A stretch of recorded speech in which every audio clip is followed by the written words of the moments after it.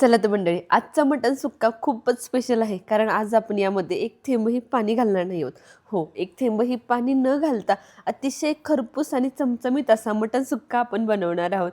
हा खायला इतका चविष्ट आहे, तेवढाच बनवायला सोप्पा आहे. रेसिपीला लगेच सुरुवात करूयात. यासाठी इथे मी अर्धा किलो मटण घेतले. आता मटण सुक्का बनवताना आपण पाणी घालणार नाही आहोत, परंतु अगोदर अळणी पाण्यामध्ये हे शिजवून घेणार आहोत. यासाठी अगदी स्मॉल साईजमध्ये याचे पीसेस करून घ्यायचे. पीसेस खूप जास्त मोठे करू नका. आता यामध्ये घालून घ्यायचे अर्धा ते पाव चमचा हळद, मीठ, त्याचबरोबर गरम मसाला या 3 गोष्टी घालून आपण हे मटण अगोदर मॅरिनेट करून घेणार आहोत. इथे मी साधारण 2.5 चमचे खडे मीठ घातले आणि 1.5 चमचा मटण मसाला घालून घेतला. तुम्ही कोणताही मटण मसाला किंवा घरगुती गरम मसाला घातला तरीही चालेल. मटण मॅरिनेट करून एक अर्धा तास बाजूला ठेवायचं. अर्धा तासानंतर घेऊयात फोडणी करायला. सगळ्यात आधी कुकरमध्ये तेलावरती लवंग, मिरी आणि दालचिनी या खडे मसाल्यांची खमंग फोडणी करून घ्यायची. यावरती एक मोठा कांदा बारीक चिरून घ्यायचा, तो घालायचा.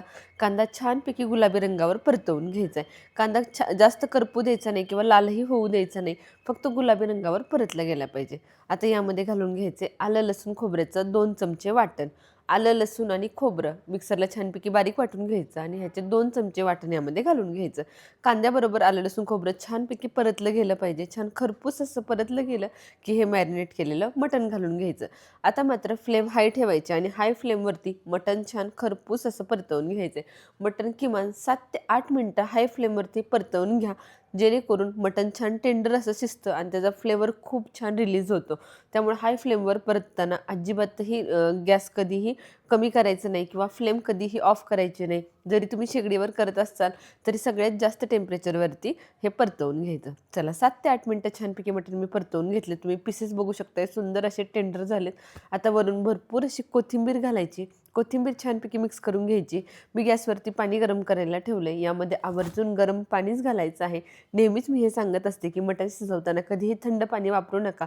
कारण आपण हे जे काही 7 ते 8 मिनटं मटण छान परतवलेलं असतं ना, ते सगळं वाया जातं जर तुम्ही थंड पाणी घालाल तर. त्यामुळे आवर्जून गरम पाणी घाला. त्याआधी 1-2 मिनटं मी वाफ देऊन घेतली आहे. 2 मिनिटाची वाफ दिल्यामुळे मटणाला त्याचं अंगचं पाणी सुटायला मदत होईल. आणि त्यानंतर साधारण एक लिटरभर पाणी घालून मी हे मटण आता शिजवून घेणार आहे. पाणी घातल्यानंतर व्यवस्थितपणे मिक्स करून घ्यायचं आणि कुकरचं झाकण लावून एक 4 शिट्ट्या काढून घ्यायच्या. 3 ते 4 शिट्ट्यांमध्ये मटण अगदी परफेक्ट असं शिजतं. चला आता झाकण लावूयात आणि कुकर दुसऱ्या गॅसवरती मी शिफ्ट करते. तोपर्यंत आपण मसाला भाजून घेऊयात. मटण शिजेपर्यंत परफेक्ट असा मसालासुद्धा भाजला जातो, म्हणजे जास्त वेळही लागत नाही. आणि रस्सा तयार होणार आहे त्या रश्श्यामध्ये लगेच आपण मटणचा रस्सासुद्धा बनवू शकतो. आता सगळ्यात आधी तेल गरम करून तेलावरती लवंग, मिरी, दालचिनी, छोटी वेलची, त्याचबरोबर अर्धा चमचा धने हे सगळे गरम मसाले घालायचे. यावरती आपल्याला सुकं खोबरं घालायचे आणि या दोन्ही गोष्टी खरपूस अशा भाजून घ्यायच्यात. लक्षात ठेवा, गरम मसाल्यांमध्ये फक्त लवंग, मिरी, दालचिनी, छोटी वेलची आणि अर्धा ते 1 चमचा धने घेतलेत. दुसरा कोणताही मी खडा मसाला घेतला नाही आहे. या खड्या मसाल्यांबरोबर सुकं खोबरं एक वाटीभर खिसून घेतले आणि हे खरपूस असं भाजून घ्यायचं. आपल्या मटण सुक्क्याला या सुक्या खोबऱ्याचा आणि खडे मसाल्यांच्या वाटणाचा खूप छान फ्लेवर भेटणार आहे आणि त्याचबरोबर स्ट्रक्चरही भेटणार आहे. त्यामुळे हे वाटण खूप महत्त्वाचं आहे. म्हणूनच खोबरं तुकडे करून न घेता आवर्जून खिसूनच घ्या. त्याचबरोबर एक 8 ते 7 ते 8 चमचे हरभरा डाळ छान तांबूस रंगावरती भाजून घ्यायची. ही सुद्धा डाळ आपण छान मऊसूद अशी वाटून घेणार आहोत.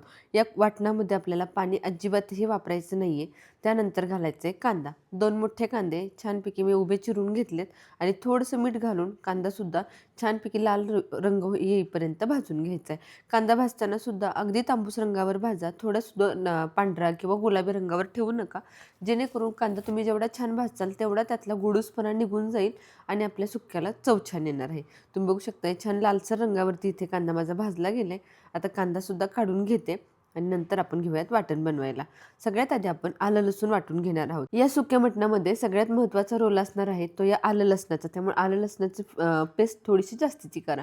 इथे मी साधारण अर्धी वाटी लसूण आणि अर्धी वाटी आलं घेतले. दोन्ही गोष्टी पाणी न घालता छान मऊसूद अशा वाटून घ्यायच्या. आता पाणी न घालता वाटतोय त्यामुळे थोडंफार रवाळ असेल, दरदरीत असेल तरीही चालेल, परंतु पाण्याचा एक थेंबही यामध्ये आपल्याला वापरायचं नाही. आता हरभरा डाळ, त्याचबरोबर सुकं खोबरं आणि जे काही खडे मसाले आहेत ते सुद्धा सगळ्या गोष्टी एकत्र करायच्या आणि वाटून घ्यायच्या. हवं असेल तर डाळ तुम्ही अगोदरही वाटून घेऊ शकता, परंतु माझं मिक्सरचं भांडं चांगलं आहे, त्याचे पाते चांगले आहेत, त्यामुळे ते अगदी फाईन असं बारीक करायला मदत करतं. चला या सगळ्या गोष्टी छान वाटून घेतल्यात. तुम्ही बघू शकताय सुंदर असं रवाळ हे वाटलं गेले. डाळ अगदी चांगली बारीक झाली आहे आणि त्याचबरोबर खोबरे आणि खडे मसालेसुद्धा छान वाटले गेलेत.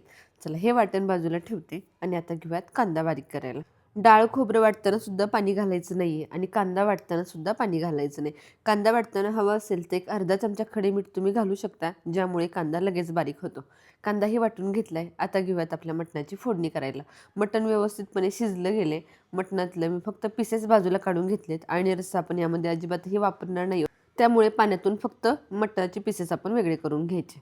आता 4 ते 5 चमचे तेल घेते. तेलावरती मोठी वेलची, लवंग, मिरी, दालचिनी याची फोडणी घालायची. यावरती 2 चमचे आलं लसूण पेस्ट घालायची आणि आलं लसूण पेस्ट छान खरपूस अशी परतवून घ्यायची. फोडणीमध्ये आलं लसूण पेस्ट घातल्यामुळे ना तेलाला खूप छान फ्लेवर येतो. त्यामुळे मटण सुक्का बनवत असताना आवर्जून फोडणीमध्ये आलं लसूण पेस्ट घाला. यावरती आता ही कांद्याची पेस्ट घालून घ्यायची. कांदा सांगितल्याप्रमाणे अजिबातही पाणी न घालता वाटून घेतला आहे. त्यामुळे लगेच याला तेल सुटायला सुरुवात होते. कांदासुद्धा खरपूस असा परतवून घ्यायचा. तुम्ही बघू शकता कांद्याला लगेच तेल सुटायला सुरुवात झाली आहे. आता यामध्ये घालून घ्यायचे आपले ड्राय मसाले. 1 चमचा लाल तिखट, 1 ते 1.5 चमचा काळं तिखट, त्याचबरोबर अर्धा ते 1 चमचा मटण मसाला घालून घेतला आहे. सगळे ड्राय मसाले तुम्ही तुमच्या चवीप्रमाणे कमी जास्त करू शकता. तुम्हाला कितपत तिखट आवडते त्यानुसार मसाले घाला. परंतु हा मटण सुक्का थोडासा तिखटच झणझणीतच चांगला लागतो. त्यामुळे मी थोडासा घरगुती काळा मसाला जास्त घातला आहे. मसाले छान खरपूस असे परतवून घ्यायचे. तुम्ही बघू शकता किती सुंदर असं वाटण परतलं गेले. आपलं जे खोबऱ्याचं आणि त्याचबरोबर डाळ, खडे मसाल्यांचं वाटण होतं तेही परतवून घेतलं आहे. आता यामध्ये हे पीसेस मटणाचे घालून घ्यायचे आणि मसाल्यामध्ये छान एकजीव असे करून घ्यायचे. आता मटण परतवत असताना फ्लेम अगदी लो ठेवायची आणि लो फ्लेमवरती हा सगळा मसाला या पीसेसमध्ये छान एकजीव करून घ्यायचा. जेवढं तुम्ही या स्टेजला परतवून घ्याल ना, तेवढ्या मटणाचा फ्लेवर जास्त छान येणार आहे. तुम्ही बघू शकता मी कशा पद्धतीने परतवून घेते. छान अगदी स्मॅश करत करत मटण स्मॅश करत करत मसाला परतवून घ्यायचा आहे. भरपूर अशी वरून कोथिंबीरही घालायची. मटण व्यवस्थित शिजलेलं असेल ना, जेवढं तुमचं मटण व्यवस्थित शिजलेलं असेल तेवढा मसाला या मटणामध्ये जास्त मुरणार आहे. त्यानंतर वरून चवीप्रमाणे मीठ घालून घ्यायचं. यात आपण कुठेही मीठ वापरलं नव्हतं आणि रस्साही वापरलेला नाही आहे. फक्त मटणाच्या पीसेसला जे मीठ असेल ना, तेवढंच मीठ आहे. त्यामुळे चवीप्रमाणे मीठ घालून घ्यायचं आणि मीठ घातल्यानंतर सुद्धा छान खरपूस असं भाजून आणि परतवून घ्यायचं. आता झाकण ठेवायची आणि अगदी लो फ्लेमवरती एक 5 मिनटं वाफ काढायची. वाफ काढल्यामुळे सगळे मसाले छान मटणामध्ये एकजीव व्हायला मदत होते. तुम्ही बघू शकता किती सुंदर असा हा मटण सुक्का तयार झाला आहे. तुम्ही स्टार्टर म्हणूनही हा वापरू शकता. रश्श्याबरोबर तोंडी लावायला तर अफलातून असा लागतो. अतिशय चमचमीत असा हा मटण सुक्का आपला तयार झाला आहे. कांदा लिंबूबरोबर सर्व्ह केलं आहे. चपाती, भाकरी किंवा भात कशाही सोबत हा आरामात तुम्ही खाऊ शकता.